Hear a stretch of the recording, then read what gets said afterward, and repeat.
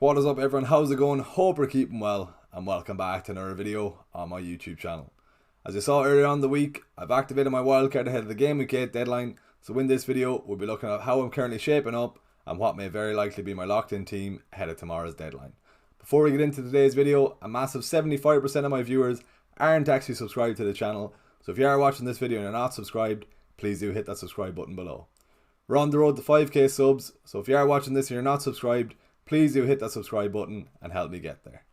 Stick around to the end of the video where I'll be heading to a pitch and goal for my captaincy pick to see whether or not we'll be captaining Haaland this weekend. Let's get into the video. So if you watched this week's video already, you would have saw that I activated my wildcard at around 1:30 at the Irish FPL meetup, rather drunkenly I must say, but I am glad that I did activate it. I had a few fires to put out in Trippier United, Botman, Estepinian, and with Mbeumo blank in the last three, these are all players that I wanted to get rid of. Playing the wildcard has allowed me to jump on the price rises and to be able to afford the players that I now have in my team, and if I didn't activate the wildcard earlier on in the week, I wouldn't be able to afford these players now. My original plans were to wait until after the international break to press the wildcard, but with the price changes happening so fast, I was definitely pushed into doing it. I'm very content with this wildcard draft I'm about to show you, and it allows me to plan for the short term and long term fixture run. And with 0.8 of a million left in the bank, I'm able to afford Saka when he's back from injury, but we'll chat about that later on in the video. So starting off with the goalkeeper spots, the Areola and Turner double up hasn't changed since the last video. I'm priced at 8.2 million. They're definitely budget enablers that allows me to focus my budget on the outfield players. We've all seen how poor the goalkeeper returns have been so far this season, so with the 8.2 million double up, I'm happy enough to go with these, especially when they both play 90 minutes.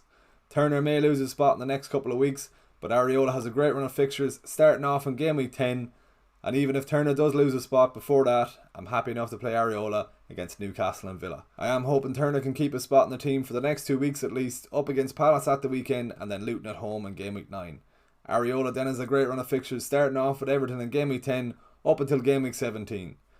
Also, Areola has returned in 4 of the first 7 games, so he's definitely a solid pick there, and at 4.2 million, you can't really ask for much more. So moving on to the back three, we haven't changed much from this week's video, with Burn, Cash and Udigi both making the back three.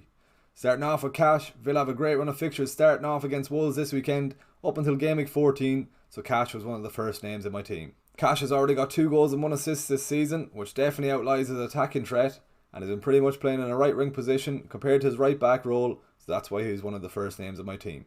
Leon Bailey is starting to come back into the Villa team after coming back from a hamstring injury, which may affect Cash's attacking output, but he's arguably in one of the best defences in the league, and with a great run of fixtures for Villa, Cash definitely earns a spot in the team. Next up is Udigi, with a great run of fixtures for Spurs up until GAMEWEEK 12, so that's why he earns a spot in the team. I could also go for Pedro Porro here, but I prefer to save the extra bit of money where I could use for transfers down the line, so that's why Udigi earns a spot. He's already got 2 assists this season, and he's definitely an attacking minded left back. If you watch the Liverpool game at the weekend, he was always trying to join the attack when he could, so I'll be hoping he can do the same against Luton at the weekend and come away with a few returns. Dan Burn completes the back three, as I do want a piece of that Newcastle defence, and with me being unable to afford Trippier, Burn offers a cheaper route into that Newcastle defence. I know Newcastle have played their easiest fixtures over the last 2 games against Burnley and Sheffield, but they do have a decent run up until GAMEWEEK 12, so I'm hoping Burn can cover Trippier. I know Trippier may get some attacking returns over the next few, but Burn showed he can also do the same with his goal against PSG midweek. Hopefully he can convert those points into FPL points. Looking at my bench, you can see I made a few changes compared to this week's previous video, starting off with Guehi coming in for Gabriel in defence. Palace have a nice run of fixtures starting off in GAMEWEEK 11 against Burnley up until GAMEWEEK 15, so having that 4th defender on the bench with some nice fixtures allows me to rotate my other 3 defenders.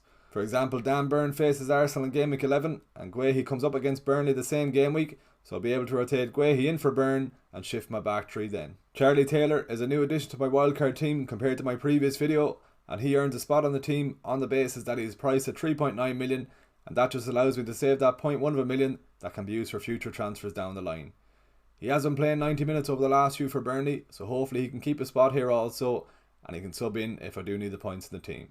With the Zerbi's quote saying Estepinian would be out for a long time, I was tempted to bring in Lamptey, but it's now been revealed that Estepinian will be only out for the next couple of weeks, so I don't want to waste a Brighton spot on Lamptey, and that's why Taylor comes in ahead of him. So moving on to the midfield, we haven't changed my 5-man midfield from my last video, And with Son, Salah and Maddison a definite lock-in, I need to consider who my remaining two midfielders will be. Diaby missed out on Villa's training sessions earlier on in the week, so I'll have to wait until Emery's press conference later today in the hopes Diaby can be fit for the weekend. If Diaby is out for the weekend and potentially the next number of weeks, I could move for Luis Diaz and double up with him and Salah with 0.8 million left in the bank and exactly the funds to go for Luis Diaz. The only issue is that if I go with Diaz, I'll have to take a hit for Saka in Game Week 10 as I won't have any money in the bank to move for Saka for free. I'll be hoping Diaby is fit for the weekend, but if he isn't, I may consider going for Almiron or Pedro Neto in the hopes to save some funds and be able to move for Saka for free. James Ward-Prowse completes my 5-man midfield and he hasn't left my team since Sunday morning as he's only one blank all season, so I just have to bypass the next two difficult fixtures up against Newcastle this weekend and Villa thereafter, but from Game Week 10 up until Game Week 17, West Ham have a great run of fixtures. He managed to grab an assist last night in the Europa League, so I'll be hoping he can do the same against Newcastle at the weekend and wipe out my Dan Burn clean sheet, as I won't really mind, as a lot of managers will own Dan Burn or Trippier and not so many will own Ward-Prowse. So Ollie Watkins and Erling Haaland are my front duo and they complete my wildcard starting 11. I was tempted to go with Alvarez and Haaland for my City double up, but City have a very tough run of fixtures, starting off with Arsenal, then facing Brighton, United, City, Liverpool and Spurs up until Game Week 14, and with a favourable fixture run for Villa, I've opted for Ollie Watkins instead. Ollie Watkins played 45 minutes in the Europa Conference League last night, so he definitely should be fit for Sunday. I really hope Diaby is fit, as I do want to target those 3 Villa players for their very favourite run of fixtures over the next few games. Even with City's tough fixture run over the next 6 games, Erling Haaland won't be leaving my team, and if you are considering dropping Haaland, definitely do not. I've seen some content creators getting rid of Haaland because of the cash that it saves you, but from the cash that it saves you, it definitely doesn't save you from the heartache it'll give you if he does return well over the next couple of game weeks. That's how my current wildcard draft is shaping up, and as you can see on screen, it leaves me with 0.8 million left in the bank, so let's have a look at how I'm going to use this over the next couple of game weeks. So fast forward to Game Week 10, Arsenal are up against Sheffield United at home, and I definitely want Bukayo Saka for this fixture.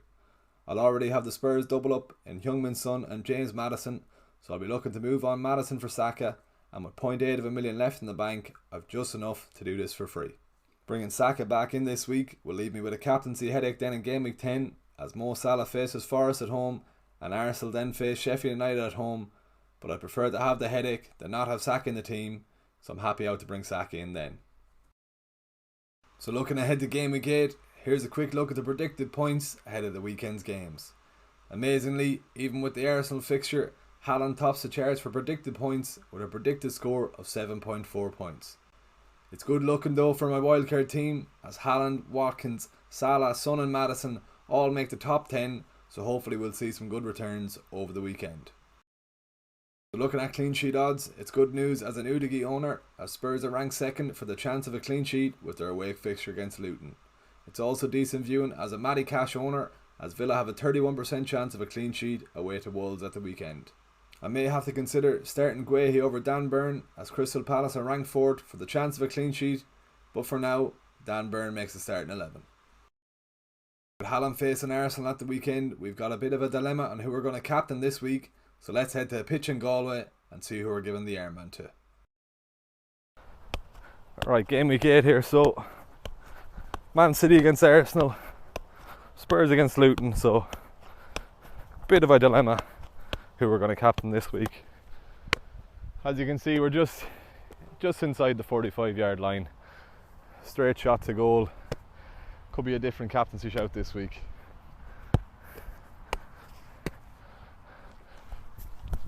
No.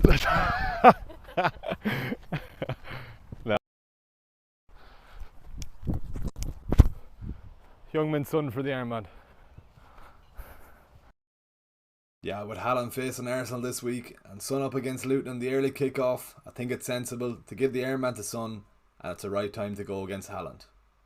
The only thing I'm hoping for is that we can avoid the early kick-off curse, so hopefully we can see a few returns from Son. If you've made it to the end of this video, please give the video a like, drop a comment below and subscribe to the channel if you haven't already. Let's hit a like goal of 80 likes on this video, so don't forget to give the video a like. If you are watching this video and you're not subscribed, please do hit that subscribe button. We're on the road to 5k subs, and with your support you can help me get there. It's free to do, it won't cost you anything, and subbing to the channel really supports the channel. I'll see you all on Saturday morning for a Game Week 8 deadline stream where I'll be locking in my wildcard team. Thanks for watching, I'll see you in the next video.